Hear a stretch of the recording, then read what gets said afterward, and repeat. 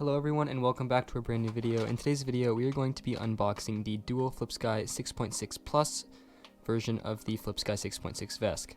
In the past, our 6.6 regular has been a very popular VESC for us, so today we're going to be trying the Plus, which should be an upgraded version of that.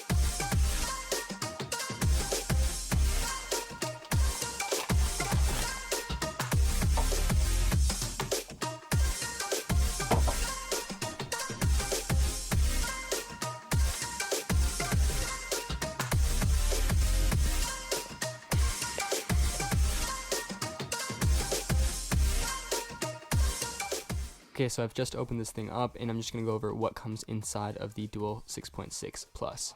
So first off, there's the actual dual 6.6 Plus.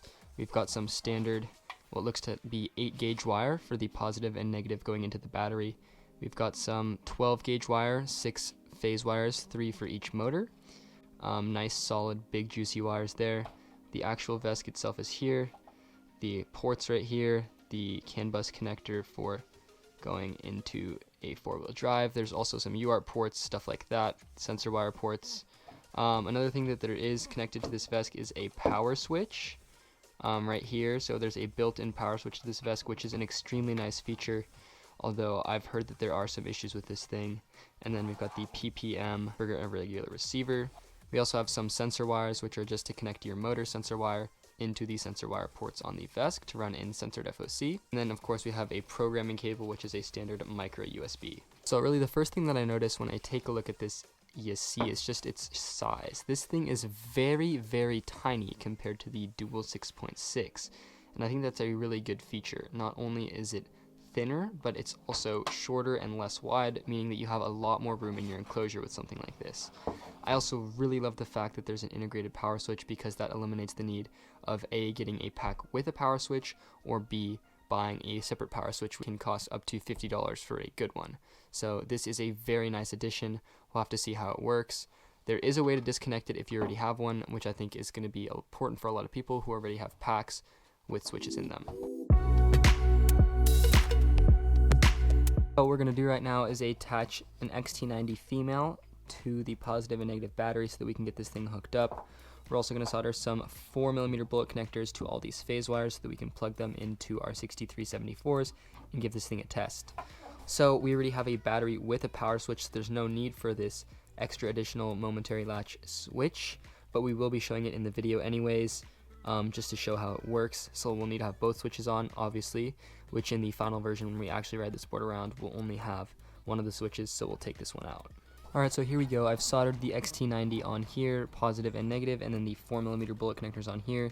With this, we'll be able to connect it to our 12S 3P pack and also our dual 6374 190 kVs to test this thing out and see how it performs with those large motors and a 12S battery. Also, another thing that's important to note is that there's this huge vinyl plasticky wrap around it, which you'll need to cut open to access all of these JST connectors. So we're just going to be taking a little bit of a knife and then just cutting around that to have access to the ports.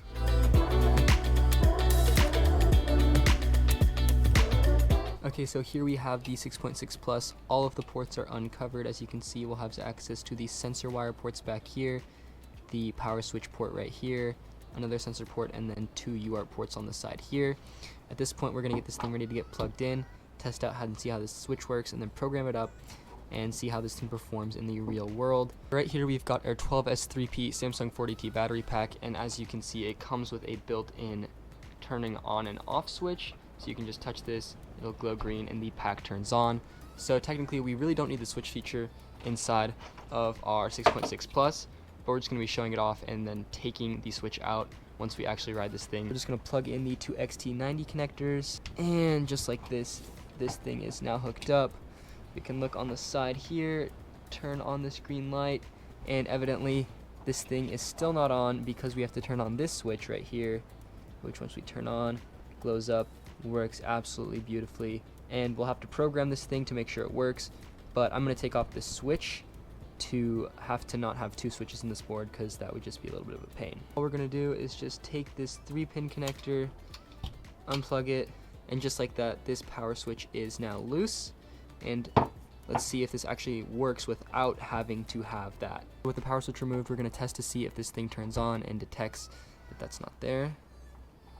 And yep, just like that, we've turned it on and it recognizes, oh, turns out that when I turn this thing on without doing anything and removing the switch, it turns on for just a second, but then after a little bit, it'll power on, everything looks like it's normal, but then it will end up turning off and not actually being on.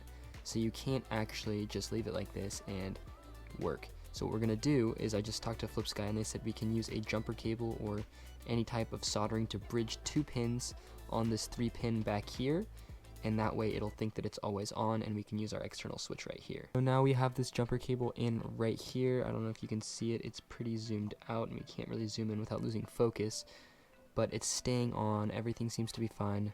The VESC is entirely working still, and all we've done is just add this jumper cable here so that we don't need to use this power switch and we can use an external switch. Of course, in most instances, you're going to want to use this switch because you won't have a pack with this already built in unless you buy an exact pack like that. So I've gone ahead and connected the phase wires up. Now I have these sensor wires coming from the motors, and what we're going to do is use these VESC sensor wire adapters, plug them into the motor sensor wires, and then plug them into the respective side that they go into. Everything here is ready to go aside from the UART port receiver, because we're going to be using a VX2 here, so we're not going to plug that in until after programming because it will work. So we have everything plugged in. All we have to do is do our motor detection, for which we will be using the VESC tool 2.05. So all we're going to do is take the micro USB port that comes with it right here and plug it in on the VESC, and then use the VESC tool 2.05, which isn't the newest tool, but it's the firmware that this VESC comes with, to program and detect the motor.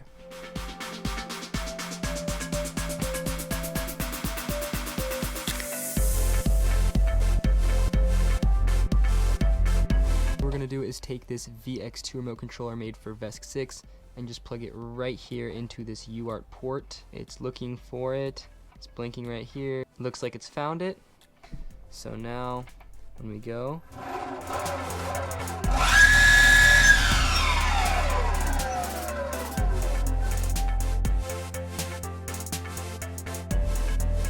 here's a quick size comparison. We have the Inertian Fockbox single here, and then the Flipsky Dual 6.6 Plus here. As you can see, the Inertian Fockbox is a pretty nice size single, and this is just a very compact dual.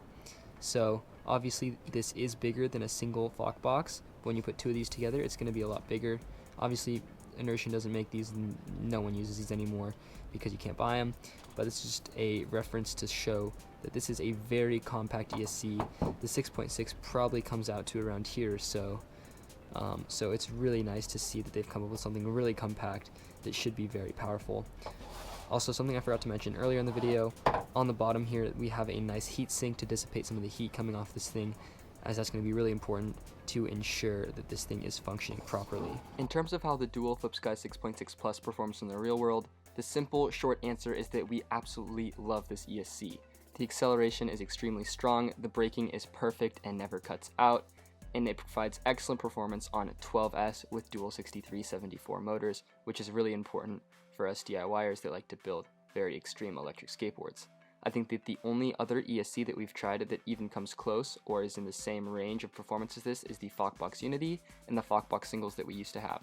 Having previously used the Flipsky Dual 6.6 regular, I can say that the 6.6 Plus is far superior to it, which is one of the reasons that we're going to be upgrading from the 6.6 regular to the 6.6 Plus in our new Demon 2.0 electric skateboard. So to finish this video up in a succinct way, if you guys are looking for a dual ESC for your next electric skateboard build, I would 10 out of 10 recommend the Flipsky Dual 6.6 Plus version. At this point, I don't think that there's an ESC at its price point that performs as well of it on the market currently.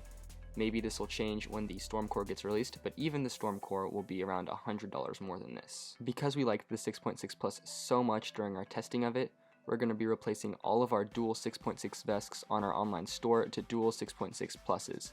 So from now on, we are only going to be selling dual Flipsky 6.6 VESC Pluses on our online store Propulsion boards. So if you're interested in buying one, go ahead over there. They're going to be in stock on our store, so you can buy it from the USA and get faster shipping. So there you guys have it. This is a review of the Flipsky Dual 6.6 Plus ESC. As you can tell, we really love this thing. If you enjoyed the video, please make sure to leave us a like and comment down below what you think of the Flipsky Dual 6.6 Plus. Also, if you aren't already subscribed, please make sure to subscribe to our YouTube channel so that we can keep making electric skateboard content like this.